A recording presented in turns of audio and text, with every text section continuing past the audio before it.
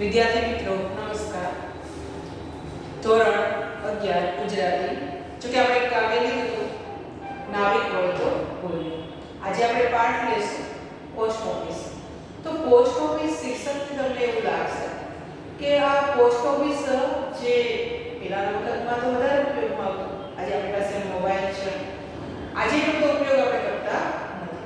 પણ કહી શકાય કે પોસ્ટ ઓફિસ એ વાત કરતા તમને લાગે કે પહેલા તો વધારે ને વધારે કાગળથી જ કામ ચાલતું. પત્રની રાહ ગામડામાં તો તમે જો કે કેટલા બધા એવા છે કે હજુ પણ પત્રની રાહ જોતા હોય. તો પોસ્ટ ઓફિસ એવું સ્થાન છે જેની અંદર કોઈને એટલો બધો રસ ન હોય, પણ આજે નવલિકા છે એનું શીર્ષક પોસ્ટ ઓફિસ રાખેલું છે. તો પોસ્ટ ઓફિસ પાઠ આપણે બીજું એના લેખક કોણ છે? તો પોસ્ટ ઓફિસ પાઠના લેખક છે ધૂમકેતુ. ધૂમકેતુનું પૂરું નામ શું છે? તો ગૌરીશંકર ગોવર્ધનરામ જોશી. એમનું વતન સૌરાષ્ટ્રના વીરપુરમાં તેમનો જન્મ થયેલો. જન્મ 12/12/18 અને મૃત્યુ 11/3/1965. તો આ રીતે એમનું જન્મ અને મૃત્યુ છે. તો પાઠ જે છે પોસ્ટ ઓફિસ શેમાંથી લીધેલો છે? તો તણખા મંડળ ભાગ 1 માંથી લેવામાં આવેલ છે. તો આટલા તમારે હેતુલક્ષી પ્રશ્નો પૂછાશે. પ્રસ્તાવનામાં તમારે હેતુલક્ષી પ્રશ્ન આપણે પહેલા પણ કહ્યું છે કે નાવિક વળતો બોલ્યો તો વિભાગ A ની અંદર હેતુલક્ષી પ્રશ્ન તમારો એક પૂછાશે અને એમાં તમને ઓપ્શન આપેલા હશે. 3 ઓપ્શન હશે બંને પ્રશ્નોમાં. આ વિભાગ B છે 1 માર્ક્સનો પ્રશ્ન હશે. તમારે આખો ટોટલ વિભાગ B 9 માર્ક્સનો હશે, જે ગદ્યમાંથી પણ લેવાશે અને પદ્યમાંથી.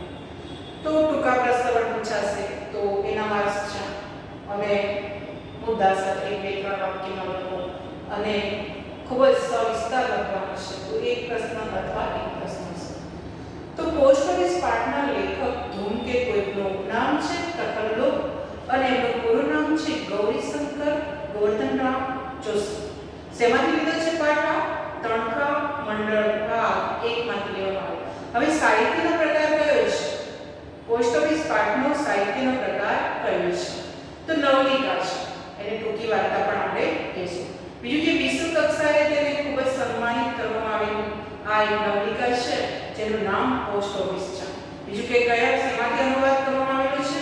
તો ધ લેટરમાંથી પોસ્ટ ઓફિસ પાઠનો અનુવાદ કરવામાં આવેલું છે. તો આવા બધા પ્રશ્નો તમારે પૂછાશે તો આપણે પ્રસ્તાવના સાથે સાથે એક પ્રશ્નની ચર્ચા પણ કરતા રહીશું. તો ચોપડી સાથે રાખજો અને સાથે સાથે અભ્યાસ કરવાનો છે. તો પ્રસ્તાવનામાંથી ઘણા બધા પ્રશ્નો તમારે હેતુલક્ષીમાં પૂછાય છે. પણ આપણે એ જાણીએ કે પ્રશ્ન તો તમને પૂછાશે પણ એમાં ઓપ્શન આપેલા હશે. કૌંસમાં છે ટૂંકી વાર્તા લખી હોય તો તમારે ટૂંકી વાર્તા જ લખવાની છે. તો પોસ્ટ ઓફિસ પાઠ લેવામાં આવેલો છે. એનો વિષય વસ્તુ આપણે જાણીએ તો એક કોચમેન છે. કોચમેન એટલે શું? તો એક ગાડી મૂકનાર અને યુવાવસ્થામાં શિકાર કરતો હતો. જ્યારે શિકાર કરતો હતો ત્યારે એક નિર્દય હતો. બીજું કે ત્યાર પછી એની એક પુત્રી છે મરિયમ. એ સાસરે જાય છે. કોઈ પંજાબમાં લશ્કરમાં ભરતી થયેલા યુવક સાથે તેના લગ્ન થાય છે અને ત્યાર પછીનું જીવન એનું બદલાઈ જાય છે. ત્યારે એની થોડી ઉંમર પણ થવા લાગે છે. જીવન સંધ્યાએ તેને ખ્યાલ આવે છે કે પ્રાણીઓને મારવા જોઈએ નહીં. તો સૃષ્ટિની અંદર રહેલી વાત તેને વિરહ અને સ્નેહ બાબત તેને ખ્યાલ આવે છે. તો પિતૃહૃદયની આ વાત કરવામાં આવેલી છે. તો બે વ્યક્તિની આ પિતૃહૃદયની વાત કરી છે. એક તો કોચમેન અલીગોસ છે અને બીજો એક પોસ્ટ માસ્ટર છે કે જેની પુત્રીનો કાગળ નથી આવતો ત્યારે એને સમજાય છે જે વેદના પુત્રીના ગયા પછી અને એનો કાગળ ન આવે તો કેવી થાય છે. આપણે જાણીએ કે જ્યાં સુધી આપણી પરિસ્થિતિ પેલા જે વ્યક્તિ દુઃખી છે એના જેવી ન થાય ત્યાં સુધી આપણને કોઈ પરિસ્થિતિનો ખ્યાલ આવતો નથી. લેખક એક સરસ વાત લખી છે કે મનુષ્ય બીજાની પરિસ્થિતિ જોવા માંડે અને જો કંઈ જોવે તો એનાથી ઘણી બધી જગતની સમસ્યાઓ દૂર થઈ જાય. તો આ રીતનો અહીંયા વિષય વસ્તુ છે. તો પાઠમાં થોડું ધ્યાન આપજો. તો સૌથી પહેલા આપણે પ્રસ્તાવના લઈશું. ગૌરીશંકર ગોવર્ધનરામ જોશી ધૂમકેતુ નો જન્મ સૌરાષ્ટ્રના વીરપુરમાં થયો હતો. ઈસવીસન 1920માં અંગ્રેજી સંસ્કૃત વિષયો સાથે સ્નાતક થયા. ગોંડલ રાજ્યની રેલવે ઓફિસમાં તેમણે પછી ગોંડલની હાઈસ્કૂલમાં નોકરી કરી. ઈસવીસન 1923માં અમદાવાદમાં સ્થાયી થયા.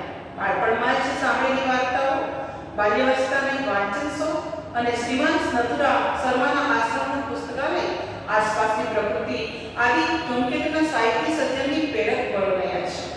તો આ પ્રશ્ન એવો હોઈ શકે કે ધૂમકેતુની વાર્તામાં જે પ્રેરક બળ છે એ કયા કયા છે? તો તમારે આ લખી શકાય. બીજો એક પ્રશ્નમાં આપણને મળશે કે એમણે ખેડાણ કર્યું છે ગુજરાતી સાહિત્ય સમૃદ્ધ કરવામાં, તો કયા કયા સાહિત્યના સ્વરૂપો તેમણે લખ્યા છે? તો નવલિકા, નવલકથા, નિબંધ, ચરિત્ર, નાટક એમ વિવિધ સાહિત્ય સ્વરૂપો તેમણે કરેલા ખેડાણથી ગુજરાતી સાહિત્ય સમૃદ્ધ થયું. ટૂંકી વાર્તાના સ્વરૂપ ઘડતરમાં તેમનો મહત્વનો ફાળો રહ્યો છે. એમની વાર્તા પોસ્ટ ઓફિસ, ધ લેટર અનુવાદને વિશ્વકક્ષાનું ઉત્તમ વાર્તાઓનું સંપાદન સ્થાન મળ્યું છે. તો આ વિદ્યાર્થી મિત્રો ખાસ આઈએમપી કરજો આ પ્રશ્ન. અહીંયા મેં લખ્યો છે પોસ્ટ ઓફિસ વાર્તાને ધ લેટર અનુવાદને વિશ્વકક્ષાના ઉત્તમ વાર્તાઓના સંપાદનમાં સ્થાન મળ્યું છે. તો આખા વિશ્વ કક્ષાએ માત્ર ધૂમકેતુની જ નોંધપાત્ર નહીં, પણ આખા વિશ્વની આ એક વાર્તા છે. પોસ્ટ ઓફિસ કોનો અનુવાદ છે? The letter. તો એમને સ્થાન મળ્યું છે. તણખા ભાગ 1 થી 4, અવશેષ, પ્રદીપ, તિબેટો, આકાશદીપ વગેરે 24 વાર્તા સંગ્રહ, 400 જેટલી નવલિકાઓ તેમણે આપી છે. હવે પ્રશ્ન એ છે કે નવલિકાઓ કઈ કઈ? બે નામ જણાવો અથવા એક નામ જણાવો. તેમની નવલિકાઓ કઈ કઈ છે? તણખા મંડળ ભાગ 1 થી 4, અવશેષ, પ્રદીપ, તિબેટો, આકાશદીપ જેવા 24 વાર્તા સંગ્રહમાં 400 જેટલી નવલિકાઓ છે. બીજા કે ઘણા બધા અમે સાહિત્ય લખ્યા છે. ભાવશૈલી, પાત્રનું નિર્માણ, કાવ્યમય વર્ણન અને મનોહર ગદ્ય શૈલી લીધે તેમના વાર્તામાં આકર્ષણ બની રહી છે. ચોલાદેવી, આમ્રપાલી, વૈશાલી તેમજ દેવી તેમની ઐતિહાસિક નવલકથાઓ છે. તો ઐતિહાસિક નવલકથાઓના નામ ચોલાદેવી, આમ્રપાલી, વૈશાલી, ધ્રુવદેવી. બીજી કે સામાજિક નવલકથાઓના નામ પૃથ્વીશ, રાજમુકુટ, પરાજય, જીવનના ખંડેર વગેરે. બીજું કે આત્મકથાઓના નામ જીવનપંથ, જીવનરંગ વગેરે. નિબંધ તેમણે લખ્યા છે જીવનચક્ર, પગદંડી, જીવન વિચારણા વગેરે. બીજું કે એમણે નાટ્ય સંગ્રહ પણ લખ્યા છે. એકલવ્ય અને બીજા નાટકો, ઠંડીની ક્રૂરતા અને બીજા નાટકો.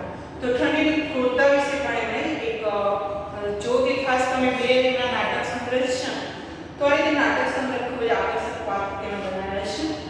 ખલીલ જીબ્રાન, તો પ્રોફેસર અનુવાદ વિદાય મેળાનું એમનો નોંધપાત્ર પ્રદાન છે.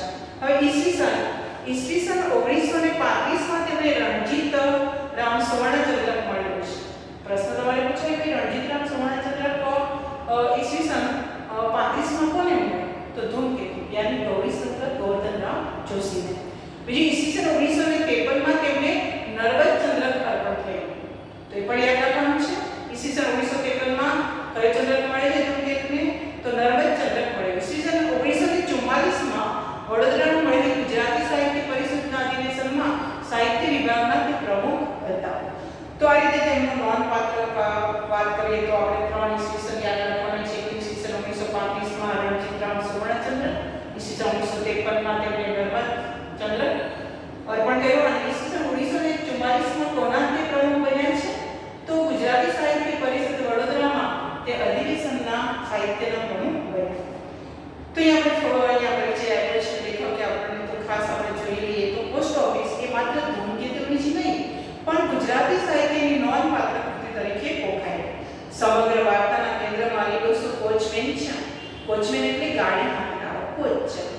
એક જમાનામાં શિકારી હતો. યુવાવસ્થામાં તે શિકારી હતો.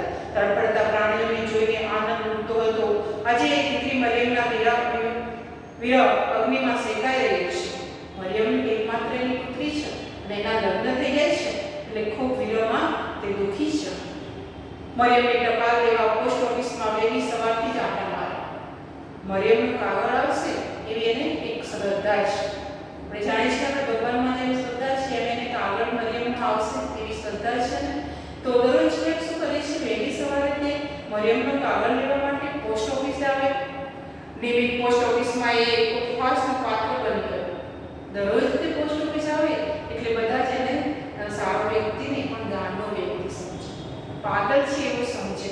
પોસ્ટ માસ્ટર પોતે જેવી પરિસ્થિતિમાં મુકાયા છે એમની અલીની વેદના વ્યથા સમજાય છે. જેવી અલીડોસાની પરિસ્થિતિ થઈ છે કે મરિયમનો કાગળ નથી આવ્યો, એવી જ પરિસ્થિતિ કોની થઈ છે? Post master. એની પુત્રી જ્યારે બહાર છે એનો કાગળ આવતો નથી અને બંને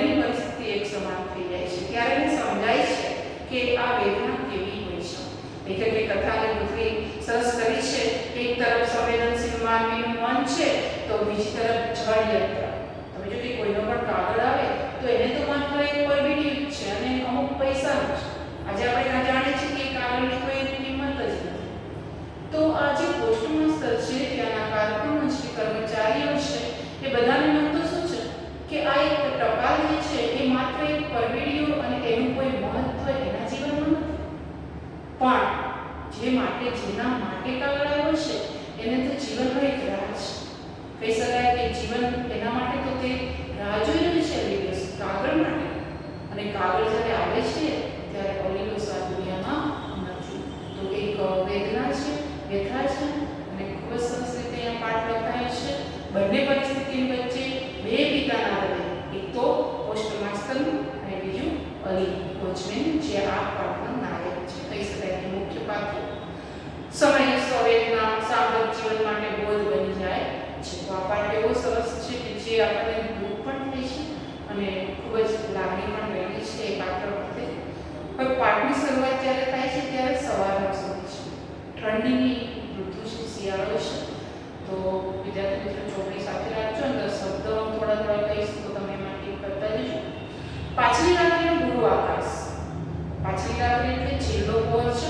માનવ જીવનમાં અનેક સુખદ યાદગીરી ચમકી રહે તેમ નાના મોટા તારાઓથી ચમકતી રહી હતું. ઠંડા પવનના સુસવાટાથી પોતાના જૂના અને ફાટેલા જબ્બાને શરીરે વધારે ને વધારે લપેટી લેતો એક વૃદ્ધોસો શહેરની મધ્ય ભાગમાંથી જતો હતો.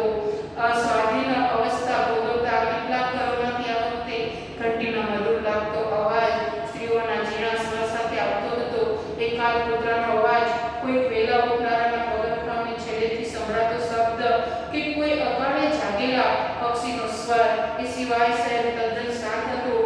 લોકો મીઠી નિદ્રામાં ડૂબતા હતા અને શિયાળાની ઠંડીથી રાત્રિ, જો કે શિયાળાની જે વાત અહીંયા કરી છે તો ઠંડી ખૂબ જ હતી અને રાત્રિ ગાઢ બનતી હતી.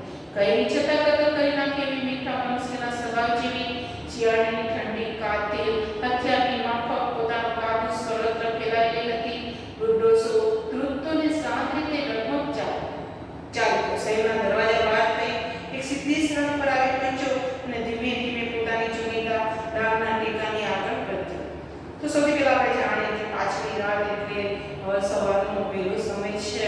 માનવ જીવનના અનેક સુખદ એટલે સુખ યાદ આવે, સંભાળવું, યાદગીરી એટલે નાના મોટા તાળાઓની ચમકી રહ્યું હતું. ઠંડા પવનથી સુસવાટાથી તો એ ઠંડી એટલે કહેવાય કે જે ફૂંકાતો પવન છે એ અને જૂના ફાટેલા જબ્બાને શરીરે વધારે લપેટવું એટલે છે તો પહેરતો એ વૃદ્ધ શહેરની મધ્ય ભાગમાંથી જતો હતો. સ્વાધીન એટલે પોતાની જાતે જ. પેલા વખતમાં આપણે જાણીએ છીએ કોઈ કામ કરતો નહીં, પોતે જાતે જ કરવું પડતું, તો પોતે પોતાનું કામ કરવું. સ્વાધીન અવસ્થા એટલે જે સ્થિતિ ભોગવતા કેટલાક ઘરોમાંથી આ વખતે ઘંટીનો અવાજ. જો પહેલા એક પાઠ આવતો હતો કે બધા અવાજ દેખાતો કરે, ટમ ટમ ટમ ટમ, પાણીનો અવાજ હોય. તો આ રીતે કોનો અવાજ આવે છે મતલબ તો ઘંટીનો મધુર અવાજ લાગતો. સ્ત્રીઓના ઝીણા સ્વર સાથે હતો. એકાદ કૂતરાનો અવાજ, કોઈક વેલા ઉઠાના પગરખા એટલે ચોરા છેડેથી એટલે દૂરથી સંભળાતો શબ્દ અકાળ, અયોગ્ય સમયે નહીં પણ અકાળ એટલે જેની ઉંમર હજુ થઈ નથી એવું. પક્ષીનો સ્વર, એ સિવાય શહેર તદ્દન શાંત હતું. જો કે અકાળ એટલે હજુ સવાર પડી નથી એ પહેલા જ પક્ષીનો અવાજ છે થોડો ઘણો દેખાય સંભળાય છે. તદ્દન શાંત હતું. શહેર મીઠી નિદ્રા અપનાવતા હતા. ગોરું એટલે શું? ઊંઘ. અને શિયાળાની ઠંડીથી રાત્રિ વધારે ગાઢ બનતી હતી, ઘેરી બનતી હતી. કહે નહીં છતાં કતલ કરી નાખે, કહેવાય નહીં પણ એવું કતલ, હત્યા, ખૂન કરી નાખે તેવી મીઠા મનુષ્યના સ્વભાવ જેવી જ શિયાળાની ઠંડી કાતિલ શબ્દ જે છે એનું ઘાતક. હથિયાર એટલે શસ્ત્ર માફક પોતાનું કાબુ સર્વત્ર ફેલાવેલી હતી. કાબુ એટલે અંકુશ, નિયંત્રણમાં રાખવો. સર્વત્ર એટલે ચોતરફ, ચારે બાજુ. વૃદ્ધો સદૃત્તોને શાંત રીતે ડગમગ ચાલતો. શહેરના દરવાજાની બહાર એક ઘેરી સડક જે હરોળ આવી પહોંચ્યો અને ધીમે ધીમે પોતાની જૂની દામ જે શબ્દ છે શબ્દ સંબંધે પૂછાયો. લાંબી અને મજબૂત લાકડી. લાંબી અને મજબૂત લાકડી એટલે ડામ અને એનો ટેકો એટલે આધાર લે અને આગળ વધ્યો. સડકની એક બાજુ છાજની હાર હતી ને બીજી બાજુ શહેરનો ભાગ હતો. અહીં ઠંડી વધારે હતી ને રાત્રિ વધારે પવન સોસરો નીકળી જતો હતો ને શુક્રના તારાનું મીઠું તેમજ બરફ પડે તેમ પૃથ્વી ઉપર ઠંડીના કડકા જેવું પડતું હતું.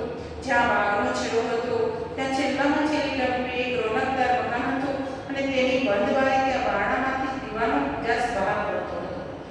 તો શબ્દ એવો હાર તમારે એવા અનેક શબ્દ એમ અનેક અર્થ શબ્દ પૂછાશે.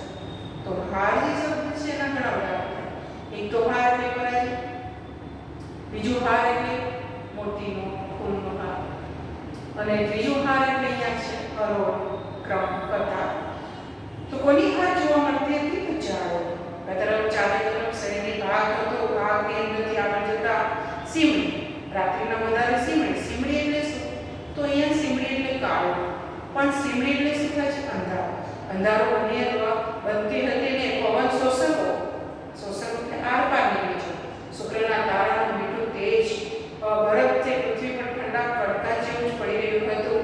ખૂબ જ ઠંડી પડી રહી હતી. બાગનો છેલ્લો ભાગ હતો અને છેલ્લામાં છેલ્લી ટપ એટલે રીતનું એક રોનકદાર એટલે ભવકાતા સુશોભિત એક મકાન હતું. હમણાં તાજો રંગ કર્યો હોય અને ખૂબ જ સુંદર દેખાતું હોય તેવું દેખાતું હતું. તેની બંધ બારી તથા બારણામાંથી દીવાનો ઉજાસ બહાર પડતો હતો. આમાં પ્રકાશ બહાર પડતો હતો. ભાવિક મનુષ્ય એટલે આગળ વધનારો મનુષ્ય છે. દાતાનું શિખર જોઈ જેમ શ્રદ્ધાથી આનંદ પામે તેમ વૃદ્ધ આ મકાનની લાકડાની કમાન જોઈ આનંદ પામે. હજુ ચાલતો ચાલતો જે આવી રહ્યો છે અને જેવી મંજિલ તેને દેખાય, પોતાનું લક્ષ્ય પહોંચી ગયો છે એવું લાગે, તો એવી રીતે તે ક્યાં પહોંચી ગયો? કમાન પર એક જરી પુરાણી પાટિયામાં નવા અક્ષરમાં લખ્યું પોસ્ટ ઓફિસ. તો વિદ્યાર્થી મિત્રો આ પ્રશ્ન પૂછાશે તમારે કે કોના જેવું? તો દાતા જેવું. દાતા એટલે દાન આપનાર, દાતા કેવું. બીજું કે શ્રદ્ધાની જે પુરુષો તે મકાનને જોઈને ખૂબ ખુશ થઈ ગયો. અને જરી પુરાણ એટલે જર્જર, ખૂબ જૂનું પુરાણ હતું, એક પાટિયું હતું અને એના ઉપર લખ્યું હતું કમાન પર એક પોસ્ટ ઓફિસ. તો પહેલા વખતમાં તે બંધ કરવા માટે કામ કમાન મૂકવામાં આવતી આમ સિયાપાઈ. તો એને ખોલવા અને બંધ કરવા માટે ઉપયોગ કરાતો કમાન દરવાજો. અને એના ઉપર શું લખ્યું? Post office. એકદમ જર્જરિત પાટિયા પર. ડોસો ઓફિસની બહાર પડથા પર બેઠો. પડથા એટલે ઓસરી, વિસામો માટે થોડી વાર માટે આપણે જગ્યા હોય તો એને શું કહેવાય? ઓસરીનો ભાગ.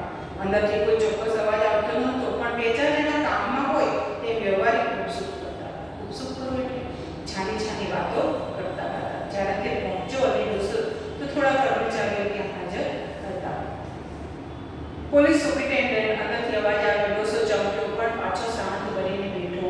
શ્રદ્ધા અને સ્નેહ આટલી ઠંડીમાં એને ઉષ્મા આપી રહ્યા હતા. તો સુપ્રિન્ટેન્ડન્ટ એટલે કોણ? તો નિરીક્ષણ કરનાર મુખ્ય અધિકારી. પોલીસ સુપ્રિન્ટેન્ડન્ટ અંદરથી અવાજ આવ્યો. ડોસો ચમક્યો. એના કામ ચમક્યા કે કોઈ બોલી રહ્યું છે ને પાછો શાંત રહેજો. કેમ એના કામ ચમક્યા? કારણ એને લાગ્યું કે કદાચ મારું નામ બોલાય તો. શ્રદ્ધા અને સ્નેહ એટલે ઠંડીમાં એને ઉષ્મા આપી રહ્યા હતા. ઉષ્મા આપવું એટલે ખૂબ ગરમી આપી રહ્યા હતા. કોણ? તો એને શ્રદ્ધા છે એ કાગળ આવશે અને સ્નેહ પોતાની પુત્રી પર પ્રેમ છે એ કાગળ જરૂર મોકલશે. અંદરથી અવાજ પર અવાજ આવવા લાગ્યા. કાગળ અંગ્રેજી કાગળના સરનામા બોલી પોસ્ટમેન તરફ નામતો જતો હતો. કમિશનર, સુપ્રિન્ટેન્ડન્ટ, દિવાન સાહેબ, લાઇબ્રેરિયન એમ એક પછી એક અનેક નામ બોલવાનો અભ્યાસ કાગળ ચપાટક કાગળ ફેંકી જતો હતો. તો અંદરથી અવાજ આવતા હતા કાગળ એટલે ગુમાસ્તા. તો પેલા નંબર અંગ્રેજી શબ્દ આપણે કહીએ તો ક્લાર્ક કહીશ. અંગ્રેજી કાગળ સરનામા બોલે તો પોસ્ટમેન તરફ ફેંકી. અને કમિશનર શબ્દ જે આવે છે તો ઓફિસનો એક કર્મચારી આપણે કહીશું. બીજો એક સુપ્રિન્ટેન્ડન્ટ શબ્દ છે. તો જિલ્લા પ્રાંત અને સરકારી ખાતાના સર્વોચ્ચ અધિકારી ને મુખ્યત્વે છે નિમેલો હોય એને શું કહેવાય? સુપ્રિન્ટેન્ડન્ટ. દિવાન સાહેબ તો પહેલાના વખતમાં જે પ્રધાનનું કાર્ય કરતો હતો એ દિવાન કહેવાતો. અને લાઇબ્રેરિયન એટલે ગુજરાતીમાં આપણે ગ્રંથ આવતી. તો નામ બોલાતા અભ્યાસી એટલે ટેવ વાળો કાકો ચપાટા કાગળ ફેંકી જતો હતો. એવા માનવથી એક મસ્તરી ભર્યો અવાજ આવ્યો. કોચમેન અને ડોસો મસ્તરી જ કરી. કાગળ આવ્યો નથી મરી, પણ એને મજા પાસમાં શું કર્યું કે કોચમેન અને ડોસો. કોચમેન એટલે કોણ છે? ગાડી હાંકનાર. તો શું નામ છે? અલ. વૃદ્ધ ડોસો હતો ત્યાંથી બેઠો થયો. ખૂબ જ ઉંમર થઈ ગઈ છે. ધીમે ધીમે કરતો તે ઊભો થયો અને શ્રદ્ધાથી આકાશ સામે જોયું. ભગવાનનો આભાર માન્યો અને આગળ વધ્યો. બાણ પર હાથ મૂક્યો.